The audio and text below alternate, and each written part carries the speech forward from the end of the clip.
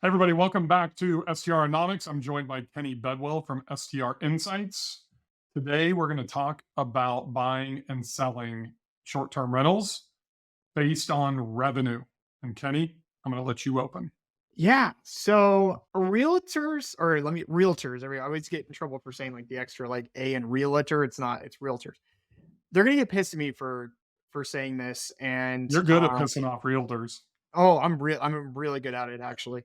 and people in Blue Ridge and in Logan. What And other it's markets have you yeah, pissed people off wherever. at Yeah. recently? Yes. I've gotten a knack for it. So and it's not out of like because out of volition. It's because like there's certain things that I see that I'm like, we need to talk about it and we need to help people who are newbies because ultimately, Bill, I'm gonna be honest with you, like if somebody makes a bad investment mistake, they end up coming to us and we're trying to help them and help them market and amenities or whatever it is.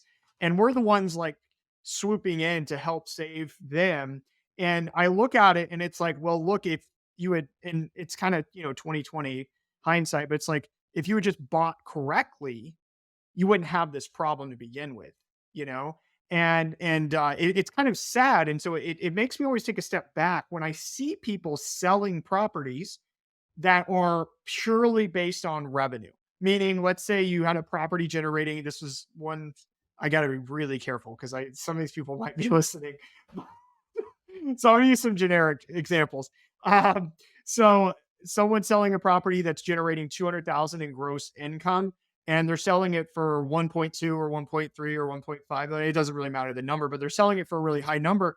But the property itself, the land and the value of the property itself is only worth to bank institutions just in general, like the value of it is maybe worth 800, $900,000. But they're like, well, the income justifies the 1.2 or 3 or 4 or whatever the Did that have like value is. 8 units on it, Kenny? This is a random example. This isn't just It's a anything. single family home, correct? Yes, Yeah, exactly. there, It's there, there is no fucking cap rate valuation on a single no. family home, period. Exactly, exactly. Banks, I come from a bank. Banks don't look at single family homes as commercial assets. They don't. And there's no, like you said, there's no cap rates on it. So, although there are lenders who are getting very aggressive and will loan based off the SCR products because that ratio, that income ratio can be 1 to 1, meaning, okay, but yes, it can gross $200,000 and will give you money for 1.3 or 1.4 million, but that appraisal is going to come back and it's not going to be positive. And so, and then the lender has to make that decision. And a lot of times the lender says, this is too risky for me. But regardless of that, that doesn't make sense as an investment. Any investor should not be buying properties that are based off of just in the short-term rental space, unless they're boutique, unless they're legit commercial assets, simply based on revenue. It needs to be based off what it's worth. It's gonna be based off the comps of the other single family homes that have actually closed and sold, right? As opposed to, I think people. I'll give you an example. I've got a property in my portfolio that I have for sale right now, and my agent, who you met at BnB camp, Lauren, reached out and said, "Hey, can you send me the numbers?" And I said, "No." And she's like, "Why?" I said, "Because nobody that you sell to is going to achieve the numbers that I have, and the numbers don't matter. And I don't ask for them from other people because it's irrelevant on the transaction price, right?" And I think people will always, I think novice investors, maybe even some intermediate investors, always want to have that comfort level of, oh, well, I'm buying from Kenny, and Kenny's already done 150, so that means I can do 150. What Kenny has done has absolutely zero bearing on what you're going to do. Zero, in my opinion. What AirDNA and SCR Insights says, it's a barometer. That's all that it is, right? It doesn't guarantee that you're going to do X or whatever it tells you. And now, if you're buying based on that, you're crazy because you're not buying somebody's revenue. You are buying based on the comps that support it around that area. That's it. Now, if you go to standard banks, Fannie, Freddie, your local banks, Pinnacle, Bank of America, SunTrust, whatever your small credit unions are, they will give you a commercial loan based on a cap rate if it's 4 units or greater in most cases. Some may have an 8 unit minimum, They'll do it for apartment complexes. You mentioned boutique motels, that type of stuff, but they sure as hell are not going to do it on a single family home ever. So if you're buying, Kenny's 1,000% correct. If you're selling, and one of the reasons I very rarely give my numbers away is because people want to cheat it. I don't want to get my ass in a sling when, I'm doing that 200,000, Kenny, and they go in and they do 120, and the exact deal is, and you probably, it's the Glacier National Park condo, right? I ended up clearing $146,000 in gross revenue in this first full year. I don't believe anybody that buys that property, or the people that would buy that property, will probably do over 100. And that was the property you said that you and AirDNA showed it like around 92,000 bucks. And that's in the best scenario, right? And I think it was showing like 65, 70,000 for a 2-bedroom condo. And because they're not going to do what I do after the close. Does that make sense? And I think that's what you just have to look realistically. As you look at what your performas are going to tell you it's going to generate, you have to know where you're performing in that. And I think your DNA doesn't even have percentiles anymore. You're the only one with percentiles that's left, I think, in any of the data components. Are you a 50 percenter? We're so outdated. No. Are you a 50 percenter? Are you 75%? Or are you a 90 percenter? Yeah. Right. And you need to know that based on your capabilities and your history and your track record. And that's what you should be justifying your purchase from a revenue standpoint. And you better be fucking honest with yourself. Don't think you're a 90 percenter when you're really a 50. That's like strutting into the bar on a Friday night when you're 25 and you say, man, I'm a 9. And Yeah. all the other girls around there saying, that dude is a 6. And you got no chance, right? But we always inflate our own stuff. We think we're better at anything that we do in most cases. So I think that's where people end up getting it wrong. But there is no chance, in my opinion, that any of you guys should be buying revenue unless you're talking about multifamily. Yeah.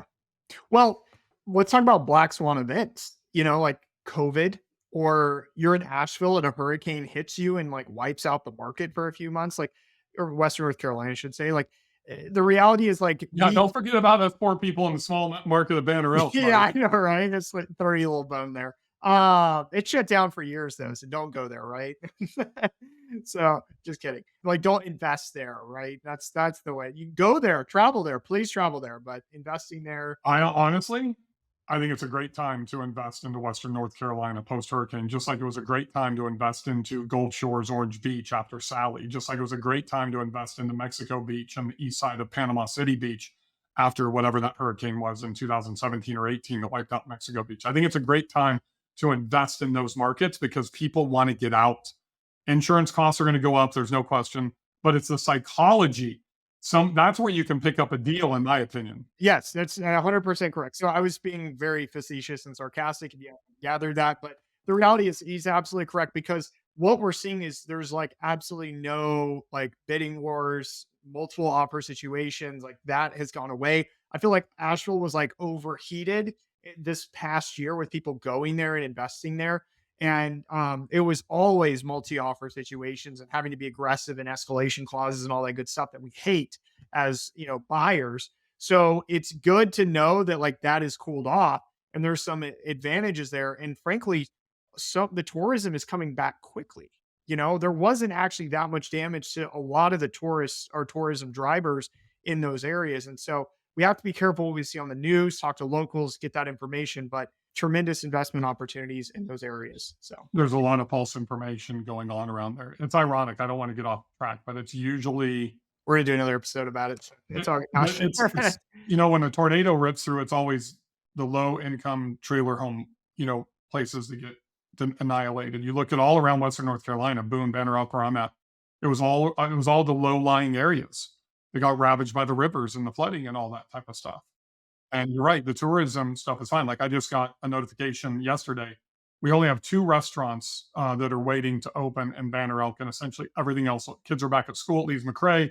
We're ready to go. But the consensus is because there's still like 3 or 4 pockets, places that are having sewer issue, water issue. They don't even have water coming into Las Cruces and places like that, which is out by Seven Devils. That runs everything.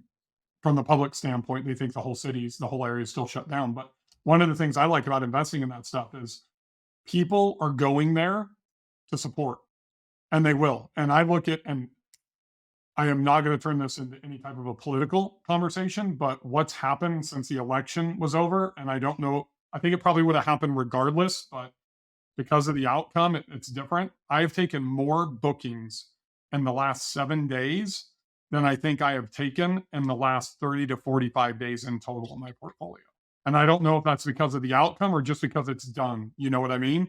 I think people are glad, unless you're into politics. I don't know. I don't think you are. I'm not. I hate it. Right. I'm so glad to have the election done with, regardless of outcome. But I think I'm seeing people in social media that, and I've had probably 3 or 4 people that have booked with me that have said we want to come and support Western North Carolina instead of going to this, Gatlinburg or the Bourbon Trail or wherever Right. you Let's want. go to those markets. I'm just kidding. Yeah, no. But the point is, you don't know when these events, like what happened in Western North Carolina, are going to happen. And so if you buy a property simply based on its revenue and all of a sudden something happens that puts it out of service for a given amount of time and you have the wrong insurance or the insurance happens to not cover this random event that just happened that you never expect in 1,000 years to hit, you're screwed because there's very little. The only way to get out of that deal is to try to sell it, but no one's going to buy it at the price that you bought it for because you overpaid for it because of the revenue. One of our mastermind members, Kenny, literally just, I was on the call with him last night, and wanted to buy. He was under contract in San Antonio. Place came back at 50,000 underappraised, and he's calling me asking, "What should I do?" I'm like, you're in a market that has appreciated at 3.2% on average over, eliminating 2021, going back on 7 years over a 5-year run rate, right? I said, you can't buy that. It was like an 850,000 property that appraised. No, it's not $900,000 property that appraised at 850. So what is 3% of 900,000? You're talking 2.5 years of appreciation to get back to baseline, right? So what happens if he has to sell that 16 months, 18 months in? What happens if it's a bust and it's cash flowing 1% or break even or losing $800 a month? You have to look at the appreciation rates. You have to understand the market value and the comps that are going to support it. It's not, we are not in the business. You said it best when we started. We are real estate investors first, and then we are hosts, marketers, revenue managers second. And you have to look at the piece of real estate and it has to stand on its own merits.